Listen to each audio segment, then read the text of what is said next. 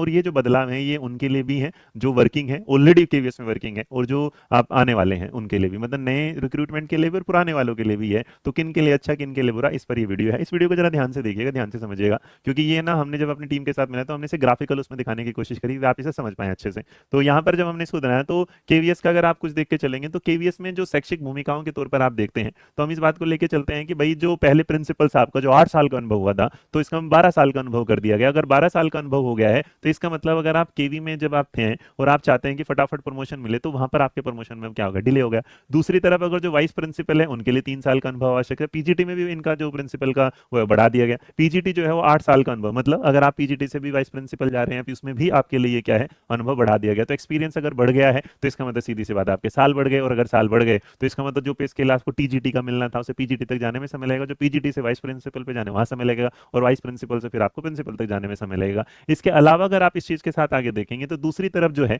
अगर हम देखने की कोशिश करते हैं तो हमारे सामने एक चीज आती है जो चयन प्रक्रिया में है। तो अब क्या हुआ कि पहले जो हेडमास्टर हुआ करते थे, तो हेडमास्टर ने पहले जवान ही लग जाते, मतलब आप पीआरटी के आपने पीआरटी में मान लीजिएगा 18 19 20 21 22 23 में पीआरटी और आपका एग्जाम और आप हेडमास्टर बन गए, तो इसका मतलब जो यंग बच्चे थे वो हेडमास्टर बन जाया करते थे। अब उसके लिए आपके मतलब कि अगर आप हेडमास्टर बनना चाहते हैं तो आपको मिनिमम आयु जो है 35 होनी चाहिए, अगर आपकी 34 है तो अभी आप हेडमास्टर के लिए अप्लाई नहीं कर सकते। तो इस वजह से क्या होगा कि जो पीआरटी वाले टीचर उन्हें क्या लग जाएगा, झटका लग जाएगा, क्योंकि भाई ऑब्वियस सी बात है पीआरटी अगर हेडमास्टर बनेंगे तो सैलरी का स्केल बनेगा, बढ़ जाएगा। उसके अलावा आपको जो इंपॉर्टेंस है, आप अपने कैसे पूरे के पूरे स्कूल में एक एरिया में आपकी जो तवज्जो है वो बढ़ जाएगी। जैसे आप आरटी में देखते हैं कि 5 टीचर पर एक हेडमास्टर हेड प्रिंसिपल वाला। अब जो पूर्व मानदंड है उसमें पहले कोई सीमा नहीं हुआ करती थी, अब इसमें क्या होगी सीमा, तो पहले हेडमास्टर युवा हो जाते थे, अब उम्र के साथ 35 तो होना ही होना चाहिए। प्रभाव ये पड़ेगा कि शिक्षकों को उस पर भी आ जाएगा। इसके अलावा अगर आप बात करने की कोशिश करते हैं तो यहाँ इस प्रक्रिया में अगर आप देखेंगे तो आपके सामने जो पीजीटी के जो चयन प्रक्रिया है उसमें बदलाव अब होता क्या है कि जैसे मान लीजिएगा कि अब आप मान लीजिएगा कि आपको मास्टर्स के लिए जाना है,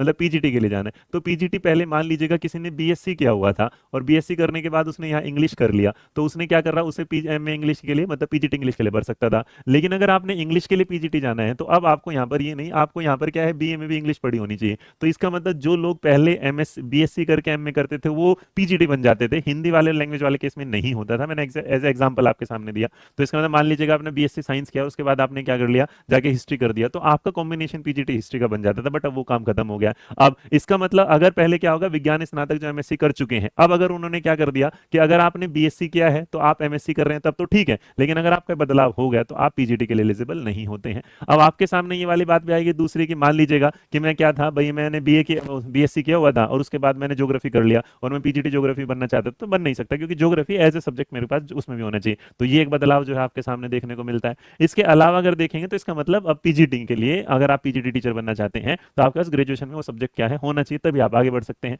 इसके अलावा अगर इस प्रक्रिया में आप थोड़ा सा जाके देखें तो केवीएस की जो सफर था, जो आपका ट्रांसफर का सफर था, वो उसमें क्या है, या फिर आपका जो प्रमोशन का सफर था उसमें थोड़ी सी क्या आगे दिक्कतें आ जाएंगी। अब दिक्कतें क्या आ जाएंगी कि पहले क्या होगा कि जैसे एलडीसी का था तो आपने देखा था ये एग्जाम आते थे, इस एग्जाम में जो पास हो जाता था उसको क्या है भाई प्रमोशन मिल जाता था। मान लीजिएगा मेरी उम्र क्या है 28 साल है और मेरे से एक 26 साल है और एक जो टीचर है वो 30 साल है, तो जब एग्जाम वाली बात होगी तो उसमें क्या होगा, उससे एलडीई, तो एलडीई का मतलब ये हो गया कि अब ना आप देखेंगे तो यहाँ नए कर्मचारी को तो लगेगा झटका, लेकिन जो पुराने हैं जिनका एज है, जिन्होंने ज्यादा साल तक नौकरी कर ली है, उन्हें क्या मिल जाएगा, इसका फायदा मिल जाएगा। मतलब जो वरिष्ठ कर्मचारी हैं उन्हें को तो क्या मिल जाएगा, फायदा मिल जाएगा, लेकिन जो नए हैं उन्हें प्रमोशन के लिए क्या करना पड़ेगा,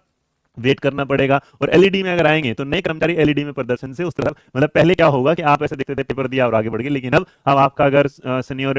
है या सीनियरिटी पर है तो फायदा है, अदरवाइज आप इस एरिया में भी क्या है पीछे हो गए। अब इसके बाद अगर आप देखते हैं आगे के चलने तो केवीएस कर्मचारियों की जो नीति में है उसमें भी है, पहले जो केंद्रीय विद्यालय का जो एम्प्लॉय होता था और वो फॉर्म भरता था तो उसे ना कभी एज बार से नहीं गुजरना पड़ता था, तो नई भर्ती के लिए उसके सामने जो आयु वाला था अब उनके लिए भी क्या कर दिया, जो छूट है वो 5 साल की कर दी गई। जैसे तो केवीएस में आयु की जो छूट होगी तो नई भर्ती के लिए चुनौती है कि आयु सीमा को बढ़ाने वाली बात, शिक्षा में अवसरों में फिर इनकी कमी हो जाएगी और वरिष्ठता के आधार पर अगर मिलेगा तो इसका मतलब भैया वहां पर भी आपके जो प्रमोशन के चांसेस हैं वहां दिक्कत हो गई, तो इसका मतलब यहां पर भी एज को फिक्स कर दिया गया। बाकी एक बात है कि जो नए कर्मचारी होंगे या जो नई महिलाएं जो फॉर्म भर रही होंगी पीआरटी डीजीटी पीजीटी, उन्हें 10 साल का रिलैक्सेशन एज इट इज, बढ़िया एज ए केवीएस एम्प्लॉय अगर आप हैं तो आपके लिए नुकसान वाली बात है। फिर इसके बाद वाइस प्रिंसिपल वाली बात नहीं, तो प्रारंभिक में जो होगा एक नए पीजीटी के रूप में जब एक को शुरुआत करता था, फिर उसके बाद उसे अनुभव मिलता था, फिर यहाँ पर उसे क्या नेतृत्व होगा, उसके बाद भूमिका ले, तो इसका मतलब जो एक्सपीरियंस बढ़ा दिया गया है उस एक्सपीरियंस के बढ़ने की वजह से जो हमारे पुराने पुराने कर्मचारी हैं उनके साथ प्रमोशन। अब आप में सोचोगे कुछ कि सर हमारे लिए क्या फायदा नुकसान, तो याद रखिएगा जो केंद्रीय विद्यालय में आप जाएंगे तो आप अगर जाते हैं एज ए पीआरटी टीचर जाते हैं, मान लो हेडमास्टर के एलडीसी वाला एलडीसी का कोई फॉर्म आ जाता, आप फॉर्म भरते हो सकता है आप तीसरे साल में ही क्या हो जाते बन जाते हैं, अब आपकी उम्र 35 होनी चाहिए तब, तो ये सारी चीजों के साथ जाएंगे। और तीसरा जो अगर आप देखेंगे तो जो पीजीटी कंप्यूटर साइंस है, या आपने उसमें देखा होगा